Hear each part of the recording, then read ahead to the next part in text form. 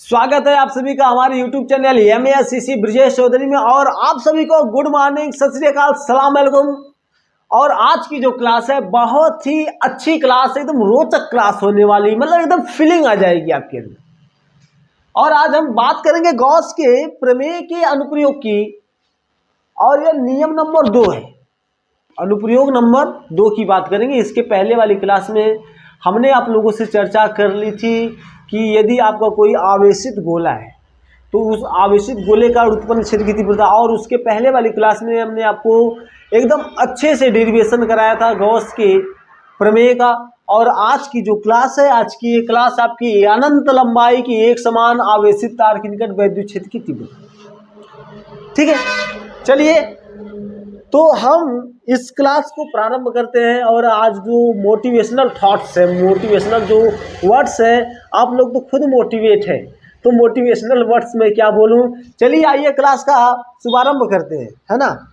आज सबसे पहले इस टॉपिक को स्टार्ट करने से पहले एक छोटी सी बात समझिएगा कि आवेश का रेखीय घनत्व क्या है। मैं हर एक टॉपिक को, हर एक वर्ड्स की मैं आपको फीलिंग दिलाता, आप भी सोचेंगे नहीं फिजिक्स ऐसे पढ़ा जाता है। आइए चलिए, आवेश का रेखीय घनत्व।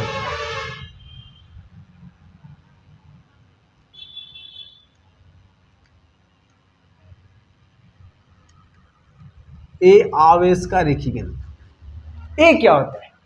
मान लेते हैं कि अगर कोई आपका एक एल लंबाई का चालक तार है ऐसे, और इस एल लंबाई के चालक तार में आपको दे दिया गया आवेश, और यह जो आपका आवेश है यह एक समान रूप से वितरित हो जाए, एकदम एक समान रूप से क्या हो जाएगा भाई, फैल जाएगा। और इसकी लंबाई आपकी क्या थी भाई, स्मॉल एल मान लेते हैं। ठीक है, यह तार आपका एकदम सीधा तार है, तो आवेश का रेखीय घनत्व क्या हो जाएगा। अगर हम इस तार को टुकड़ों में बांट दें तो प्रति एकांक लंबाई पे, अगर छोटे छोटे टुकड़ों में बांट दें तो प्रति एकांक लंबाई पे आपका फैला हुआ आवेश क्या है आपका, Q। और इसी प्रति एकांक लंबाई पे वितरित आवेश Q को आवेश का रेखीय घनत्व कहते हैं। और आवेश के रेखीय घनत्व को लैम्डा से प्रदर्शित करते हैं। लैम्डा इक्वल टू हो जाएगा Q बाई, एकदम सिंपल, इससे सिंपल कुछ नहीं। और इसका मात्रक की अगर हम मात्रक का बात विचार करें तो आवेश का मात्रक आप लोग जानते हैं भाई, कूलाम होता है। लंबाई का मात्रक मीटर। ये बात आपकी ऐसी। चलिए अब हम बात करते हैं प्रमेय की। यह कोई चालक तार है जो अनंत लंबाई का है और जिसमें एक समान रूप से वितरित आवेश क्या है भाई आपका, Q आवेश इसको दिया जा रहा है, और यह एक समान रूप से भाई क्या हो रहा है, वितरित हो जा रहा है। अब भाई इस तार के निकट वैद्युत क्षेत्र की तीव्रता ज्ञात करनी है। मान लेते हैं कि इस तार के निकट आपका कोई बिंदु P है और इस बिंदु P पर उत्पन्न क्षेत्र की तीव्रता ज्ञात करनी है। एकदम सीधी सी लॉजिक है। और यह जो आपका गॉस की प्रमेय पर आधारित है, तो हमें क्या करना होगा, हमें एक गॉसियन पृष्ठ ले लेना होगा। भाई साहब गॉस की प्रमेय है तो एक बंद पृष्ठ की जरूरत होगी। हम क्या करते हैं कि एक गॉसियन पृष्ठ ले लेते हैं, या मान लेते बिंदु P यहाँ पर है। अब एक गॉसियन पृष्ठ ले लेते हैं। गॉसियन पृष्ठ लेने का मतलब क्या है भाई, हम ले लेते हैं ऐसे खींच लेते, ड्रा कर लेते। एक हम बना देते सिलेंडर, बेलन ऐसे,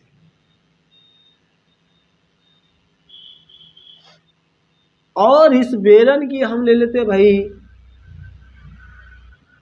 लंबाई L ले लेते, यह बेलनाकार हो गया। और मान लेते इसकी जो लंबाई है या ऊंचाई क्या भाई आपकी L है। ठीक है, और इस तार से इस बिंदु P के बीच की दूरी आपकी r मान लेते हैं कि भाई r दूरी पर आपको क्षेत्र की तीव्रता ज्ञात करनी है। सीधी सी बात है। या यह आपका जो बिंदु P है यह इस तार से r दूरी पर है।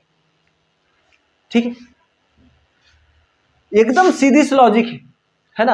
आपको जब तक गॉसियन पृष्ठ नहीं लेंगे, जब तक बंद पृष्ठ नहीं, कोई भी पृष्ठ ले सकते हैं। और यह तार आपका बेलनाकार है तो मैंने बेलन जैसा पृष्ठ ले लिया। ठीक, कोई भी पृष्ठ आप ले सकते हो। चलिए, तो अब यहां पे यह आपका बेलनाकार है।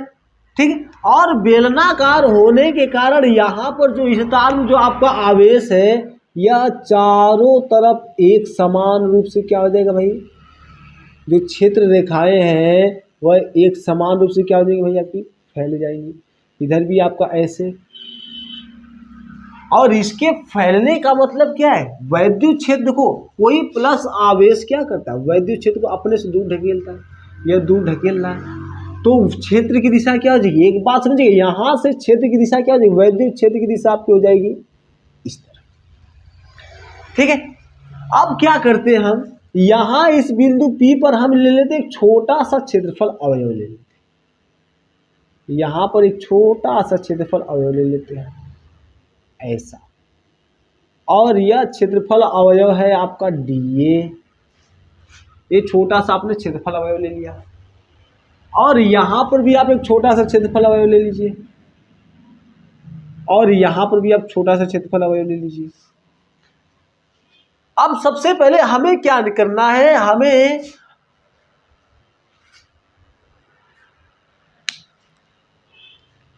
आपको करना क्या है, ये देखिए, आपको निकालना वैद्युत क्षेत्र की तीव्रता।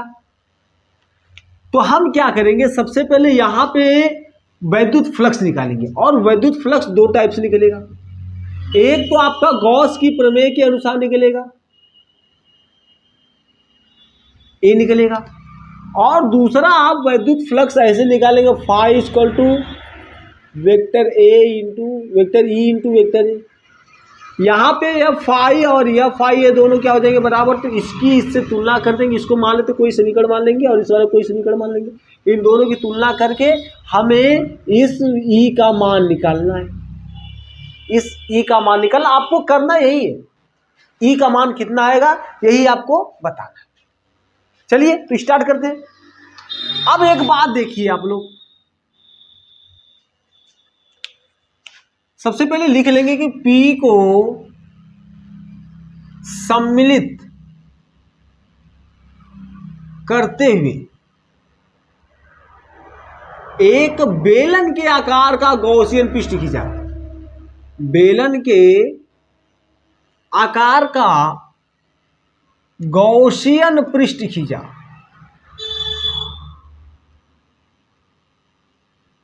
जिसकी ऊंचाई या लंबाई क्या भाई, स्मॉल एल है। एक नंबर की बात। अब क्या करते हैं, अब हम कर लेते हैं यहां पे इस बिंदु P पर आपने छोटा क्षेत्रफल सदिश ले लिया, छोटा सा क्षेत्रफल अवयव ले लिया, और यहां पर आपने छोटा क्षेत्रफल अवयव ले लिया, यहां पर आपने छोटा क्षेत्रफल अवयव ले लिया। अगर हम इस पृष्ठ की और इस पृष्ठ की बात करें तो यहां से होकर जाने वाला वैद्युत फ्लक्स मान लेते हैं आपका क्या है, φ1 है। यहां से होकर जाने वाला वैद्युत फ्लक्स आपका क्या भाई, φ2 है। तो अगर इस क्षेत्रफल की बात करें, इस क्षेत्र या इस पृष्ठ की बात करें, तो इसका जो क्षेत्रफल सदिश क्या होगा, ऐसे जाएगा, dA ऊपर की तरफ जाएगा। पहले चैप्टर में आप सभी जो आप अगर बात नहीं समझ में आ रही तो पहला वीडियो आप देखिएगा, है ना, और वो समझ में दूसरा वीडियो देख लीजिए, आप लोग दूसरी क्लास देख लीजिए। और यहाँ वैद्युत क्षेत्र की दिशा क्या है, तो क्षेत्रफल सदिश और वैद्युत क्षेत्र का कोण कितना है आपका, 90। होकर गुजरने वैद्युत फ्लक्स क्या हो जाएगा आपका, शून्य हो जाएगा। वही स्थिति हो जाएगी नीचे, मतलब कि यहाँ से भी वैद्युत फ्लक्स क्या हो जाएगा, शून्य हो जाएगा, और यहाँ से वैद्युत फ्लक्स क्या होगा, शून्य हो जाएगा। क्योंकि यह क्षेत्रफल सदिश क्या है भाई, वैद्युत क्षेत्र के एकदम ठीक लंबवत है। यहाँ भी वही हाल है। एक बात मैं रटाऊंगा नहीं आपको, है ना, मैं समझा रहा हूं आपको। और अगर यहाँ पे ये बिंदु है P है, इस बिंदु पे अगर हम छोटा सा क्षेत्रफल अवयव ले लेंगे तो इसका जो क्षेत्रफल सदिश होगा, देखिए ये आपका 3D फिगर है, और 3D फिगर में अगर क्षेत्रफल सदिश की बात की जाए तो एकदम ठीक है। लंबवत, लंबवत कहने का मतलब यह आपका क्या, बेलनाकार मान लेते हैं, इसको बेलन के आकार का बना लेते हैं हम। एक मिनट थोड़ा सा,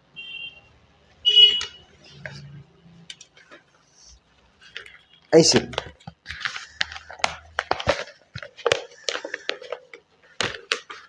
ये आपका सिलेंडर है, ठीक, और इसका जो क्षेत्रफल सदिश ठीक इसके लंबवत जाएगा ऐसे, तो यह आपका ऐसे है, तो लंबवत आपका ऐसे होगा, और वैद्युत क्षेत्र की दिशा भी इसी तरफ है, क्षेत्रफल सदिश भी इसी तरफ। मतलब कि भाई साहब ये जो आपका क्षेत्रफल सदिश है और वैद्युत क्षेत्र है, इसके बीच का जो कोण क्या होगा, थीटा बराबर 0 डिग्री होगा।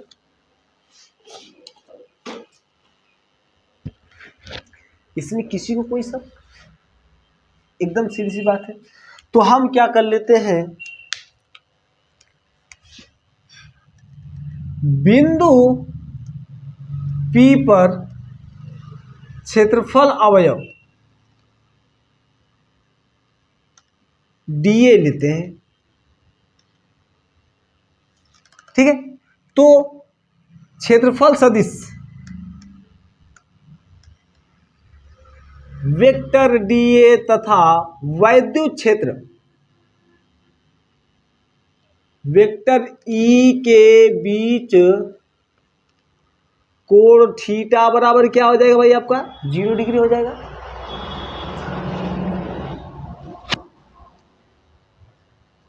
इतनी बातें भाई साहब मैं आपको सिर्फ समझा रहा हूं, रटाना मेरा काम नहीं है, मैं रटवाता नहीं हूं। अब देखिए आपने यह छोटा सा क्षेत्रफल सदिश लिया, तो इस क्षेत्रफल सदिश से गुजरने वाला वैद्युत फ्लक्स, छोटा सा क्षेत्रफल तो इससे होकर जाने वाला वैद्युत फ्लक्स आपका छोटा होगा, ठीक है। तो क्षेत्रफल सदिश, क्षेत्रफल अवयव dA से होकर जाने वाला वैद्युत फ्लक्स क्या हो जाएगा भाई, आपका d phi equal to EDA cos theta. यह आपका हो जाएगा d phi equal to EDA cos theta का मान आपका 0, या आपका d फाई इक्वल हो जाएगा EDA समीकरण नंबर 1 मान लेते हैं। सोचो, देखो मजा लेना है ना, अगर मजा लेना है तो भाई साहब इसका मजा ले, तोड़ कर रख दो, एकदम पूरे फिजिक्स को हिला कर रख दो। आपके अंदर वो क्षमता है, पूरे फिजिक्स को तोड़ कर रखने की, हिला कर रखने की क्षमता है आपके अंदर। आप ऐसा कर सकते हो because you have the courage to doing of anything.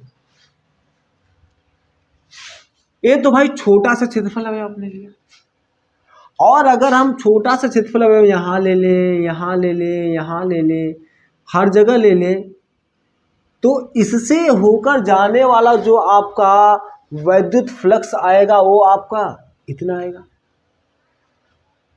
और इतना आएगा मतलब कि अगर हम पूरे को जोड़ दें, संपूर्ण पृष्ठ पर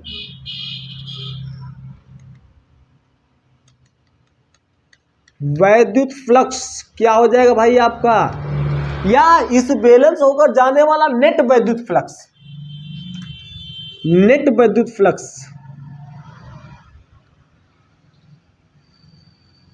क्या हो जाएगा भाई, फाई टोटल क्या हो जाएगा, integration of d phi, phi total इसको हो जाएगा इंटीग्रेशन ऑफ डी फाई, और इंटीग्रेशन ऑफ डी फाई का मान कितना मिला भाई, ई डी। तो हम इसको लिख लेते हैं phi t equal to integration of E d A, और यह आपका अचर है, इसको बाहर कर लेते हैं, आपका हो जाएगा ई, और इंटीग्रेशन ऑफ डी ए का मान क्या हो जाएगा, मैं डायरेक्ट कर रहा हूँ इस बार, यह आपका हो जाएगा ई। और ए क्या है, ए इस बेलन का क्या है भाई, आपका क्षेत्रफल है। और इस बेलन का अगर आप क्षेत्रफल की बात करेंगे तो इस बेलन का क्षेत्रफल आपको मिल जाएगा, यह आपका हो जाएगा फाई टी इक्वल टू हो जाएगा ई इंटू 2πr_l, यह समीकरण नंबर 2।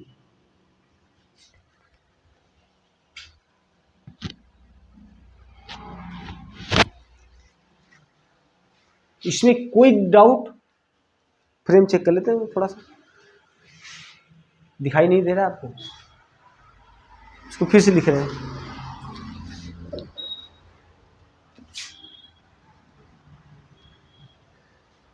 तो आपका हो जाएगा फाई टी इक्वल टू हो जाएगा ई इंटू ए, आपका क्षेत्रफल था, ये आपका 2πr_l, समीकरण नंबर 2। ऐसा ले लीजिए स्क्रीनशॉट। यह तो ये बात हो गई, मैंने आपको पहले ही बता दिया था। अब क्या करते हैं, गॉस की प्रमेय लगा देते हैं। तो गॉस की प्रमेय लगा देते हैं, लिख लेते हैं यहां पे गॉस की प्रमेय के अनुसार।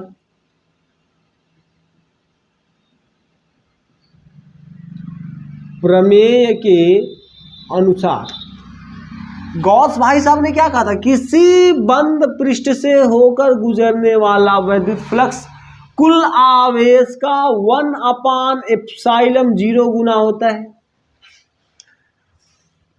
उन्होंने क्या कहा, किसी बंद पृष्ठ से होकर गुजरने वाला वैद्युत फ्लक्स कुल आवेश का 1/ε गुना होता है। और एक बात मैंने आपको आते आते ही बताई थी कि आपका जो आवेश का जो रेखी घनत्व होता है लैम्डा इक्वल टू होता है Q/L। यहाँ से आपको Q बराबर मिल जाएगा लैम्डा इंटू एल। तो इस Q का मान लैम्डा इंटू एल यहाँ पर रख देते हैं, तो आपका हो जाएगा phi t equal to lambda into L/ε0, समीकरण नंबर 3। अब देखिए क्या करते हैं हम कुछ नहीं करते हैं, सबसे पहले इसको हम मिटा दें। स्क्रीनशॉट ले लीजिए आप लोग।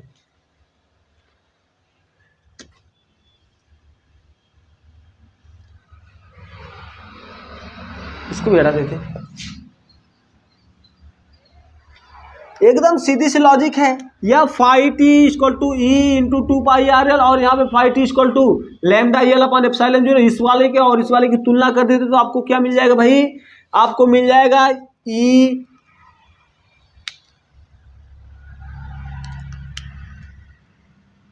इंटू 2πr_l इक्वल टू आपको मिल जाएगा भाई लैम्डा L/ε0। यह एल से कैंसल, तो आपको ई बराबर मिल जाएगा 1/2πr इंटू λ/ε0। या इसको हम क्या करते हैं, 2 से ऊपर गुणा कर देते हैं, 2 से नीचे गुणा कर देते हैं।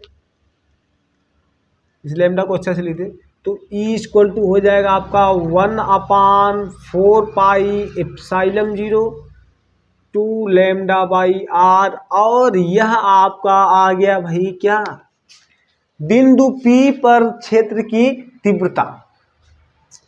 यही आपका अनंत लंबाई की एक समान आवेशित तार के निकट वैद्युत क्षेत्र की तीव्रता का यह क्या भाई आपका सूत्र है।